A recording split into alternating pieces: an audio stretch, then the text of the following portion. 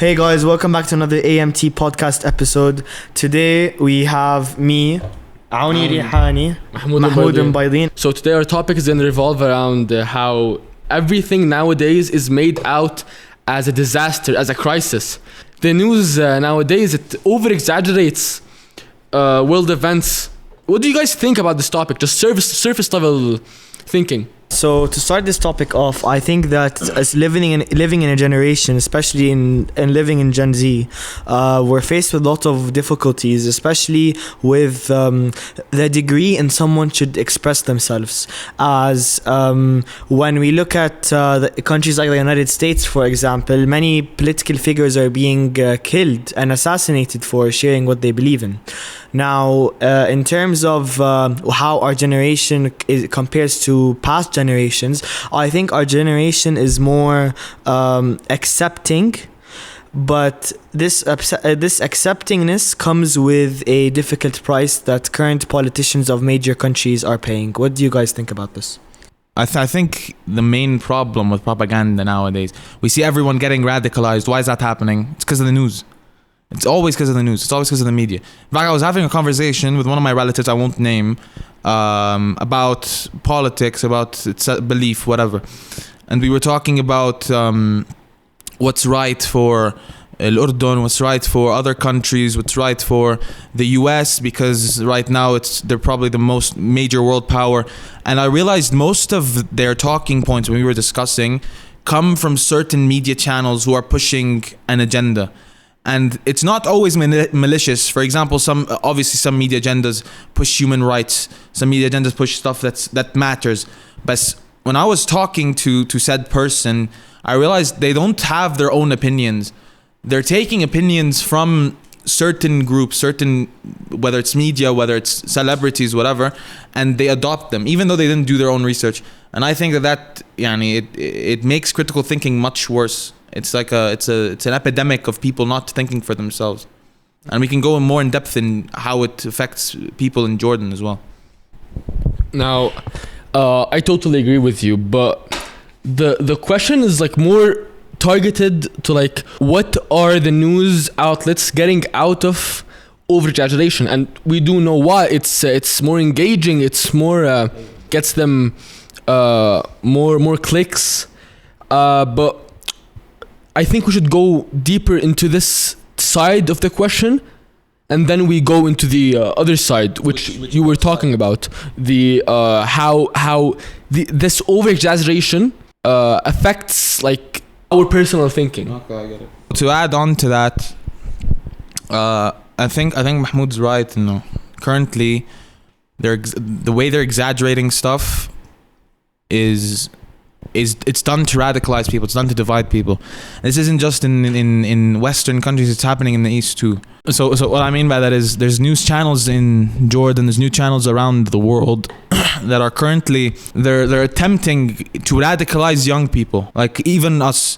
They're attempting to radicalize you, attempting to radicalize anyone watching this podcast. Why? They want to cause as much division as possible.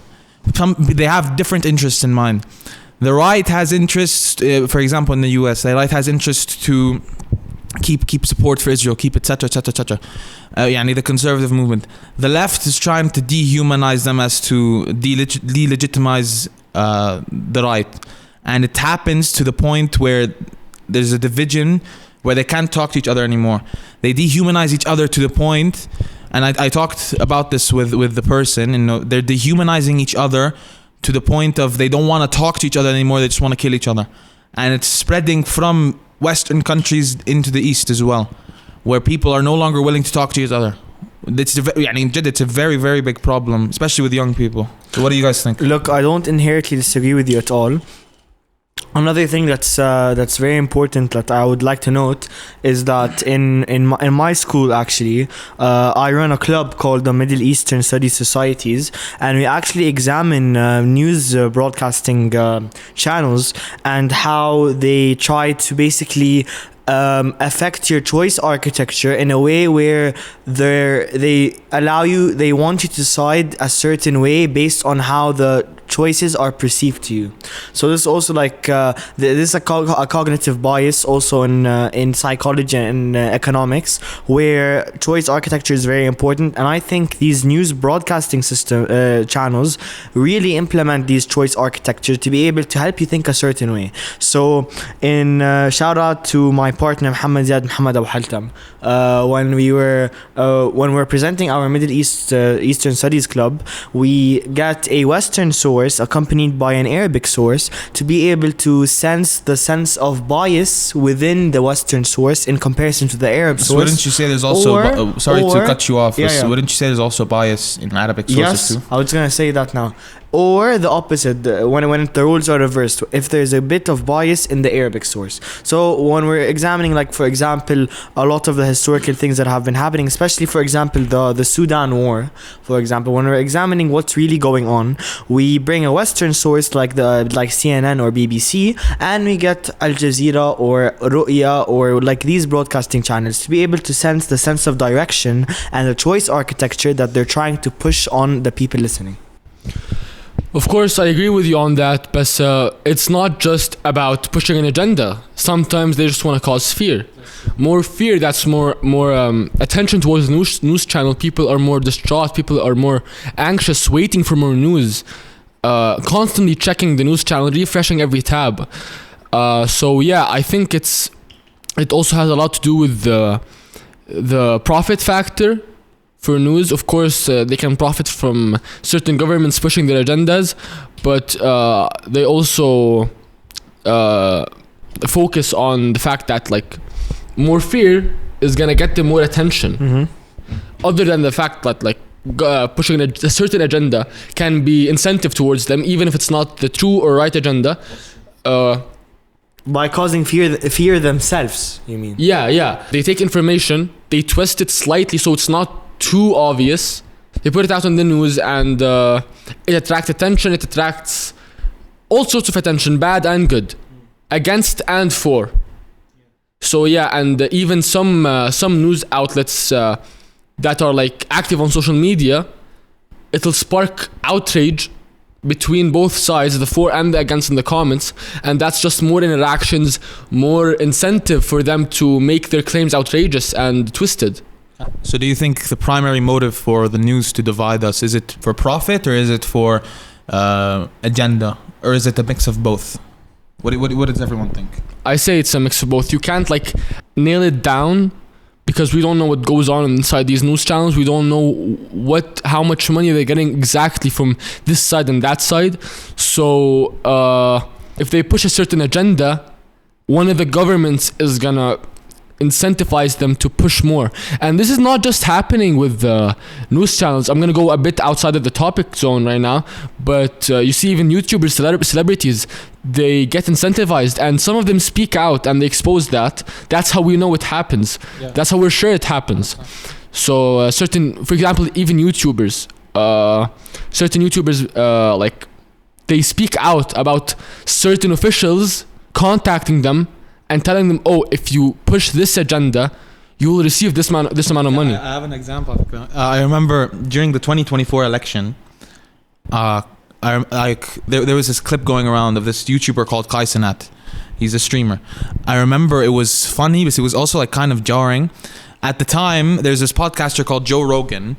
Donald Trump and JD Vance, the president and the vice president, went. This was obviously before the election in October. They went on his podcast, and it got millions of views. In fact, I think Donald Trump's episode is one of the most viewed podcasts. I think 66. It's like 66 million views. I'll put it somewhere here. Okay. The issue is that Kamala wasn't getting the same marketing. She wasn't connecting with the young men as much, etc. So what happened was, in one of like Kai Cenat's streams or whatever, this was a clip, by the way, I don't watch his streams, obviously. He talked about how he got a call from the Democrats and they wanted him to bring Kamala Harris on the stream and advocate for her and essentially endorse her as a YouTuber. And he was like, I don't know anything about politics. Why are you guys talking to me, etc. And you can realize in pop culture, even politics and propaganda is getting more ingrained in pop culture. Like 10 years ago, even 5 years ago, no one like cared that much about politics. Caring about politics was optional. Now it's something every celebrity, everyone talks about. Not just politics, anything to do with propaganda, anything to do with your values. It's all pushed by people that even your children are watching. And there's also another example of propaganda, and this happened to the other side, the right. Donald Trump is suing the BBC currently for over $1 billion because they forged or they changed some of his speeches during in like a documentary for January 6th, and they were essentially twisting his speech to make it sound like he was advocating for the attack on the Capitol. And so when he found out about it and it went viral that they like lied on his name or whatever, he essentially he's now suing them internationally for $1 billion. $1 billion, and it's new news. And it's ridiculous. I mean, obviously there's two sides. Obviously the right uses lots of propaganda than the left, but this isn't just propaganda. This is like fooling the masses to believe something that's not real. Even if we don't like Trump, it doesn't mean we should lie about it. There's many reasons we shouldn't like him, and they're all correct and they're all factual, instead of forging stuff to make people hate him and then find out that it's not real and you lose credibility. So what do you guys think about these current developments? I mean, just like Awni said, manipulating the media is something that the right and the left in the United States are really trying to do. And they're really trying to affect the young voters who are going to vote eventually. Like, for example, J.D. Vance, if he decides to run in 2028, or international presidents who decide to run for presidency in their countries. I mean, excluding North Korea, of course, since it's a forced voting. But other than that, I think that I think making people that choice architecture is a really big effect in how people are perceiving the media. And I think that just like Awni and Mahmoud both said, that media and politics are becoming hand in hand, and they are really basically tackling the young minds. What do you guys think? Do you guys think that this will keep on going on for the next 5-10 years, or do you guys think that it's gonna die in just a few years? Me personally, I think it's gonna keep mixing. Like, you can't live in this world without knowing politics. It's gonna be all around you. Like, the Donald Trump, Joe Rogan thing is gonna multiply. It's gonna be everywhere. You're gonna see ads everywhere. You're gonna see them on your TikTok. You already see them on your TikTok, on your YouTube. It was already bad before. Like, we used to get ads even في الأردن. I mean, we remember like the flyers and stuff outside, and it's not any bad, but you know, when the entire right now, like, people always try to be apolitical. They try to be centrist. We have few friends who are not into politics. For example, Tareq, not this Tareq, the other Tareq. He's not into politics. They don't like politics. They don't care. It's just like, what else do you care about? This is something that's gonna affect you and your children. It's gonna affect how much taxes you're paying, the future, your values, the school, what they're being taught in school, everything. So it's very important that you care right now. Even at our age, we're pretty young. We're not even in college yet, but it's important. And so what do you think about, again, the $1 billion thing, that example? I mean, I think that example links back to what I was saying, that some news channels, they prioritize profit from engagement. Some news channels prioritize funding from certain governments or parties. So the BBC one, I think it's an engagement one. If they twist the title a bit, change this word, make it seem more aggressive, more outrageous, they're gonna get way more clicks on that article, way more engagement, comments, debates. So many debates will spark. Like, so yeah, I think that example, it links back to the profit part. But of course, there are so many, countless examples on each side. Like, media is becoming too much of a tool. Linking back to businesses as well. Businesses. A lot of businesses are being affected by the external environment, by pressure groups.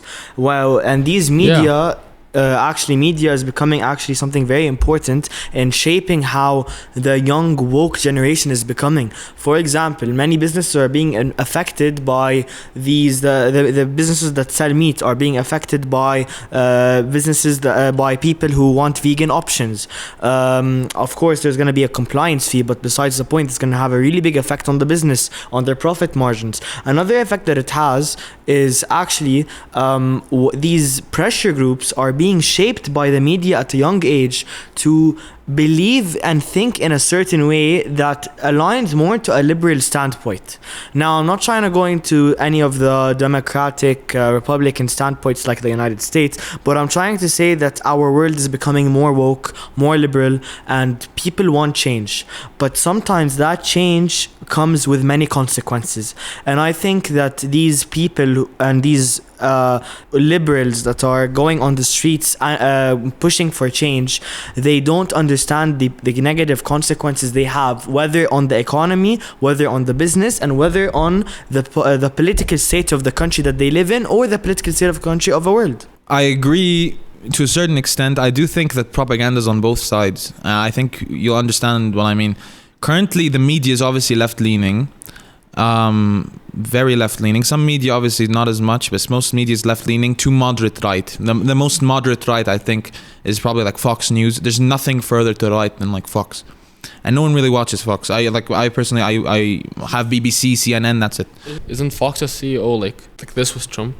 Yeah. The way the right is using propaganda, and this is extremely prevalent with young men, and this is why they're being radicalized to the right.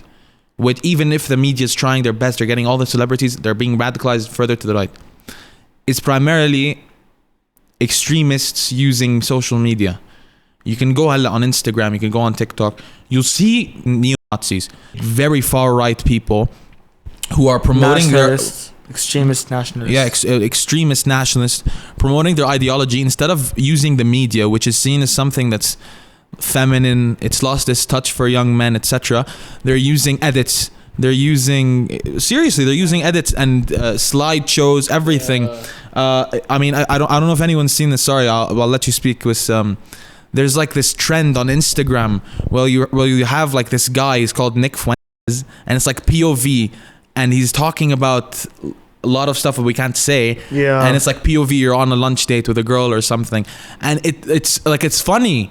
But you look at the actual things that they're promoting, and it's some of it's sinister. Some of it is very sinister, and on both sides, it's a big problem how the youth is being radicalized. They're dehumanizing each other, and in fact, I think most of them are relatively the same. Like, there's no reason for us to be dehumanizing each other to this certain extent. Yeah, I'm gonna continue on what you were saying. The extremist nationalists and other people like that, like. When they use social media like TikTok and Instagram, yeah, it's funny. We laugh and stuff, and we share it with our friends, and we save it. But it's that like subconscious effect on you that over time mentally changes you. Yeah. Like you might not think it's like changing you or changing how you think, but slowly with over time. You're gonna notice you're open to this idea more. You're thinking more like that. That's how the media gets you. That's how the media changes your values over time. That's how they secretly brainwash people. A very recent example. I think literally 2 days ago, recording on the 22nd. A very recent example were the Epstein files, where they came out. I think yesterday or 2 days ago, and they had Michael Jackson, Chris Tucker, Bill Clinton. I think Trump was mentioned in like wording. I don't think he was in a picture. Mick Jagger. So many different celebrities like taking pictures with him, and the media has two different viewpoints. The left completely ignores Bill Clinton on the files. It's sort of like they're just skimming over it. No one cares. And the right tries to, I guess, redirect the Trump stuff with Epstein on Bill Clinton because he's in these files. It's just like it's beyond political party. If you're in the Epstein files, you're weird. It's beyond politics. Like, you're weird. But the media still, like, they don't have the backbone to be like, okay, we should condemn everyone that's a pedophile, not just people on the right or the left. Yeah, like what you were saying, it's crazy. Like, when we actually think, oh, these people, did that and that on an island, and there's evidence, I'm surprised like people aren't going out in the streets. I'm surprised there isn't backlash. I'm surprised people aren't like realizing. But like I was saying, this links back to the slow subconscious brainwashing.